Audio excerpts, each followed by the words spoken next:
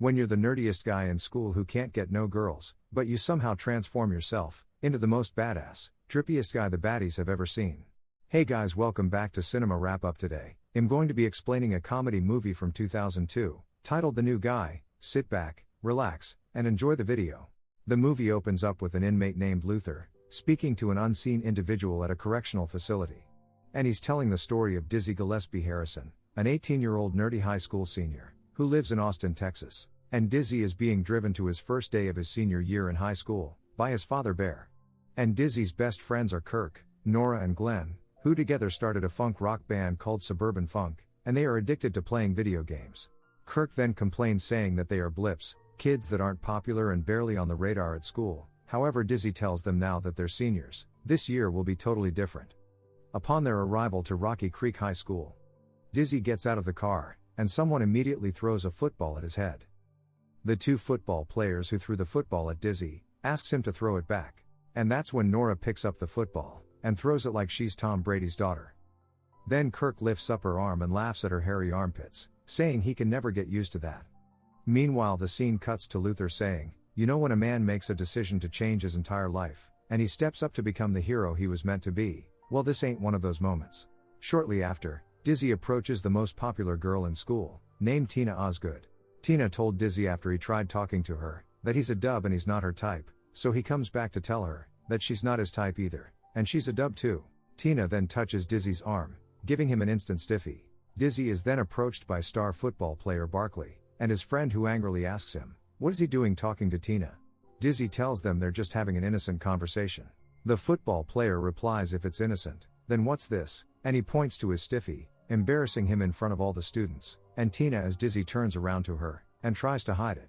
The jocks then embarrass him by ripping off his boxer briefs, and placing them on his head. They violate Dizzy even more by pushing him towards a crippled school teacher. She eagerly reaches out and grabs Dizzy, saying, what's this? And before he says a word, she tells him, it's definitely hers now. And as Dizzy screams and backs up, the teacher holds on and follows, with the students dying laughing, and Dizzy screaming in pain. He looks at the teacher like, this lady really got me effed up, and he yanks his thing out of her hand, which gives him gut-wrenching pain, that causes him to pass out. Not long after, Dizzy's father takes him to see the school nurse. She tells Bear that Dizzy's condition is treatable. She hands Bear a clipboard and tells him, Dizzy has Tourette's syndrome. Dizzy laughs at the bogus diagnosis made by the nurse. He goes to curse her out, but his father quickly stops him. She then places Dizzy on medication, and advises him to take one a day. A short time later, while Dizzy and his friends are at the mall's food court, Dizzy is talking into a fish tank, high out of his mind from the medication. He then drops one of the pills in the fish tank and the fish eats it. He tells his friends that after breaking his Johnson in front of the whole school, he'll never be able to go back to school again. A choir then can be heard singing "Ol' Happy Days." And when Kirk goes to talk to Dizzy, he realizes he's gone. As the pastor leads the crowd in prayer, a heavily medicated Dizzy pushes his way through the choir, and shoves the pastor to the ground. And Dizzy goes into a crazy rant. He then tells the crowd, you want to know what's the best form of sexual abstinence is? It's being me. And the crowd yells amen. He then asks the crowd, you ever had your manhood right-angled in front of the congregation? However, the crowd doesn't agree, and nobody yells amen. Dizzy is then grabbed off stage and he gets arrested. In prison, Dizzy meets a friendly inmate named Luther, who makes it his goal to teach him how to be cool. As they reach the prison yard, he tells Dizzy, he's going to have to crack open some heads on the yard from day one, and he's going to have to find the biggest baddest prisoner, and beat his ass, and everybody needs to see him go down. He takes Dizzy to meet a prisoner, who shows him how to do the tiger claw. Then he kicks Dizzy in the balls, and knocks him out to end off their first lesson. Following that, Luther makes Dizzy climb up a rope to build some muscles. However, Dizzy is struggling to climb the rope, so Luther pulls out a lighter, and tells him motivation is on the way. He sets the rope on fire. Dizzy then starts screaming at the top of his lungs, and he comes falling to the ground set on fire. Luther then tells him, roll around, you'll be okay. He then gives Dizzy his first jailhouse tattoo, and tells him, if you can't act tough, then you gotta look tough. Following that, he takes Dizzy to meet the one and only Funk Master, and they teach him some moves. The prisoner teaches Dizzy a few of his dance moves. Then Luther teaches Dizzy the Where's My Money walk. After putting Dizzy through such difficult jailhouse training, he gives him a final makeover, and he takes some pictures for his new student ID. And for his final lesson, he takes Dizzy to the prison yard. Dizzy suddenly appears doing the tiger claw. and he kicks the guy in the scrotum, and he knocks him unconscious. The other inmates applaud him, and Luther rewards him his new ID, and Dizzy is released from prison. Dizzy enrolls in a new high school, and he is transported there in a prison van. Dizzy is then removed from the prison van, looking like Hannibal Lecter's youngest son. The guards walk him to his friend's car, who are flabbergasted at what they are seeing. They release him from his shackles, and they quickly take off running. However, Dizzy doesn't stop for his friends, because he has other things on his to-do list. As Dizzy approaches the crowd of students, he is searching for the biggest and baddest guy he can find in the school.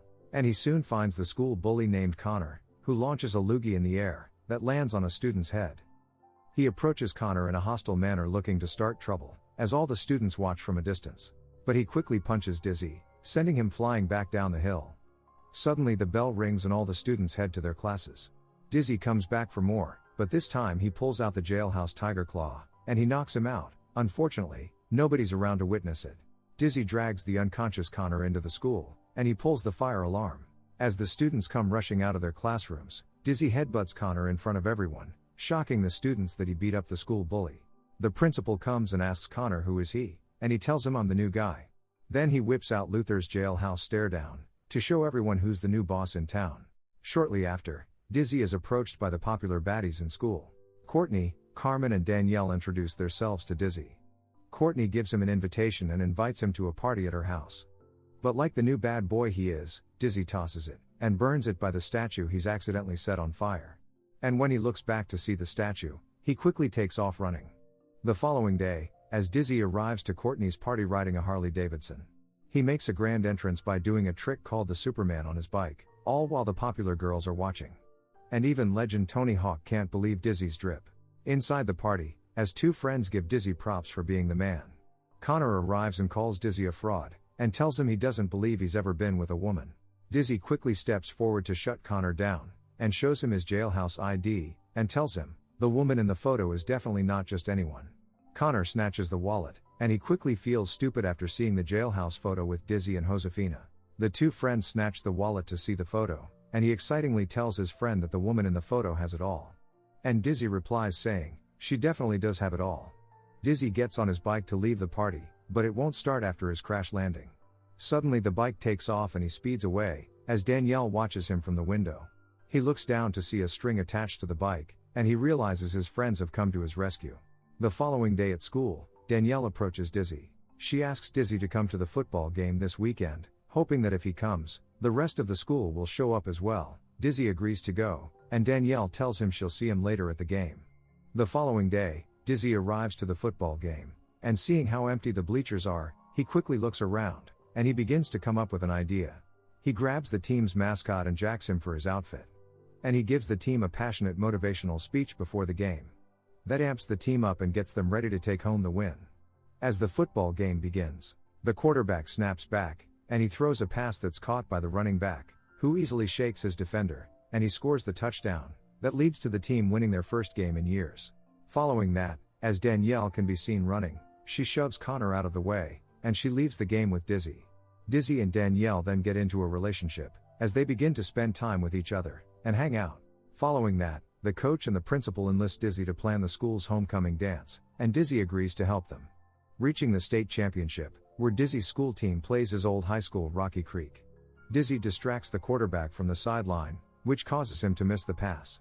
And this results in East Highland gaining the interception, and scoring the winning touchdown. And after the game, Barkley realizes that East Highland's mascot is Dizzy. The following day, as East Highland celebrates their victory, Barkley comes to confront Dizzy, and he accuses him of stealing his state championship. He tries to fight him, but before he can attack, all of the students proceed to jump him, and he even gets hit with a garbage can. After Barkley gets the brakes beat off of him, Connor helps him up and he tells him, he wants to know everything about Dizzy. Later that night at the school's homecoming dance, which Dizzy's funk band is supposed to play, as they prepare backstage, Dizzy and his band are called to the stage, and they begin to get the party started. Dizzy's band quickly turns up and gets the whole party super lit. Suddenly the power gets shut off. Barkley and Connor have crashed the party, and they have joined forces to set a trap for Dizzy, as they get ready to play an embarrassing video of the librarian incident, in front of the whole school. Connor drops a curtain above the stage, and he plays the embarrassing video of Dizzy with the library teacher. They show the crowd that Dizzy is actually a nerd from their school. The students quickly become angry with Dizzy as they approach the stage. Dizzy approaches the mic and he tries to explain himself to the crowd. However, the student starts to boo him, and a man throws a glass bottle onto the stage. Suddenly Luther and the other inmates rush the stage to help Dizzy, and Luther gives the crowd the jailhouse stare down, that quickly calms them down. And after Luther busts a quick move, he steps aside to let Dizzy speak. He confesses to the students that Barkley and Connor are right, but he was only trying to become more than a nerd on the radar screen, so he made up a character that he thought all of the students would like, because he cared about what other people thought about him, more than what he thought about himself. Connor then comes on stage and attacks Dizzy. However, the armed prison guards forces them off the stage, and while the inmates restrain them, the nerd who they previously bullied, ties them up. Backstage as Nora talks to Dizzy, she says she has to do something that she's been wanting to do for so long.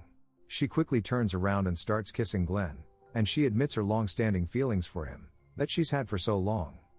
Danielle then shows up to talk with Dizzy. Danielle reveals to Dizzy that she was also a nerd growing up, and they used to call her Dan the Man, but after she lost the braces and got a body, that's when she officially became Danielle.